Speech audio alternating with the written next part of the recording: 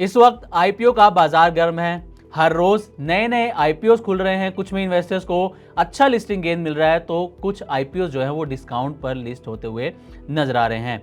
अब आईपीओ की बात कर रहे हैं तो अब एक बड़ी कंपनी ने अपने आईपीओ लाने की तैयारी कर ली है और ये जो कंपनी जिसके बारे में हम बात करने जा रहे हैं, आपको बताने जा रहे हैं जिसके बारे में, उस कंपनी को आप अच्छे से जानते होंगे। आपने अपने गली मोहल्ले में, मार्केट्स में कई जगह उसके बोर्ड्स भी देखे होंगे और आप उसके नाम से भी परिचित होंगे।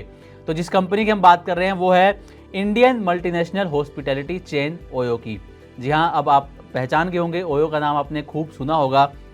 तो अब ओयो ने आईपीओ लाने की तैयारी पूरी कर ली है और अब कंपनी डीआरएचपी यानी कि draft red herring prospectus file करने की तैयारी में है। ये जो डीआरएचपी है ओयो का, ये नवंबर में फाइल करने की प्लानिंग है, जैसे कि मीडिया रिपोर्ट्स में दावा किया जा रहा है।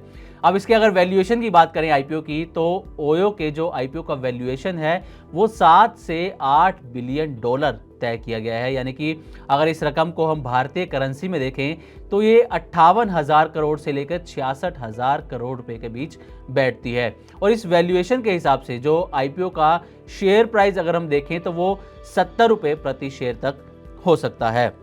ये जो वैल्यूएशन है वो कंपनी के एबिटा से लगभग 25 से 30 गुना तक होने की बात कही जा रही है।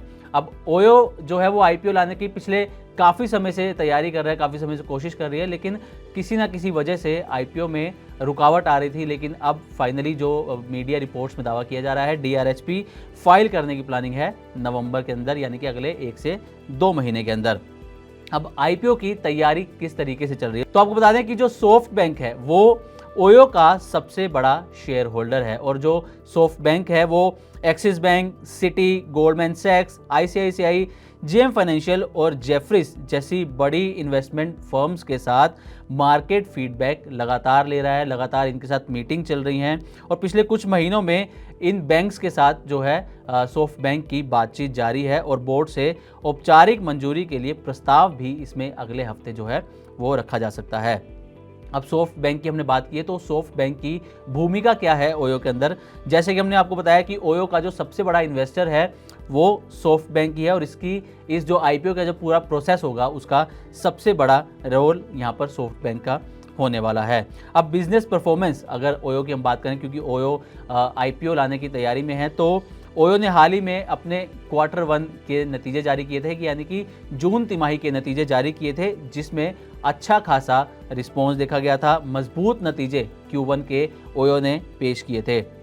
अब क्योंकि हॉस्पिटैलिटी इंडस्ट्री है तो इसमें कुछ महीनों में, अगर पिछले कुछ महीने का डेटा देखा जाए हॉस्पिटैलिटी इंडस्ट्री का, तो उसमें डबल डिजिट की ग्रोथ देखी गई है और यही वजह है कि ओयो ने इस समय आईपीओ लाने को सबसे सही समय माना है, क्योंकि हॉस्पिटैलिटी इंडस्ट्रीज़ की जो ग्रोथ इस वक्त अच्छी चल रही है, उसमें रिस्पॉन्स अच्छा आ रहा है और डबल डिजिट ग्रोथ यहाँ पर देखने को मिल रही है।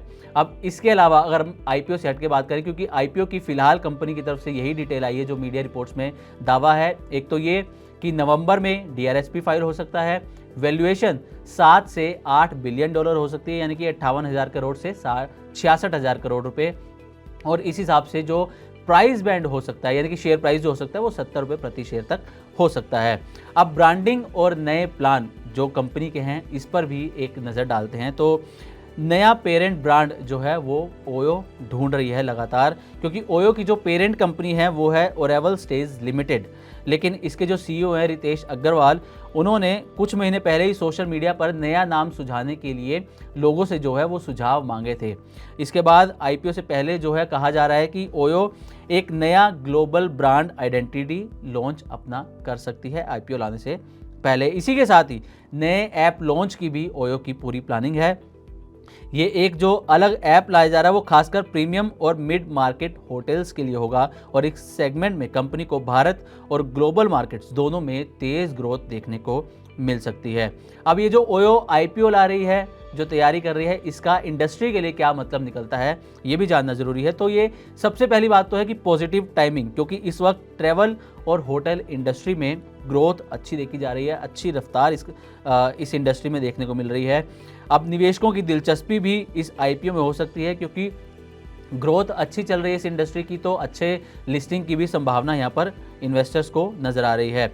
लेकिन कंपनी के लिए जो एक चुनौती होने वाली है वो है 7 से 8 बिलियन डॉलर तक वैल्यूएशन को लेकर जाना। ये कंपनी के लिए थोड़ा मुश्किल हो सकता है, ऐसा कई एक्सपर्ट्स की तरफ से दावा किया जा रहा है। तो अगर आप भी आईपीओ में पैसा लगाते हैं तो आप ओयो के आईपीओ पर नज़र रख सकते हैं, क्योंकि कंपनी नवंबर में जो है डीआरएसपी फाइल करने की प्लानिंग में है। और अगर डीआरएसपी फाइल करने के बाद कंपनी को आईपीओ लाने की मंजूरी मिलती है तो 2026 की शुरुआत तक, यानी कि जनवरी, फरवरी या मार्च तक जो है कंपनी का आईपीओ मार्केट में दस्तक दे सकता है। तो आप अगर आईपीओ में पैसा लगाते हैं तो आप इस आईपीओ पर भी नज़र बनाकर रख सकते हैं। हालांकि किसी भी आईपीओ, किसी भी कंपनी या किसी भी शेयर में पैसा लगाने से पहले आपको उस कंपनी के बारे में अच्छे से एनालिसिस करना चाहिए, उसके बारे में पढ़ना चाहिए, उसके बारे में समझना चाहिए, उसमें रिस्क क्या हो सकते हैं ये आपको देखना चाहिए, और उसके बाद ही आपको जो है निवेश का फैसला लेना चाहिए।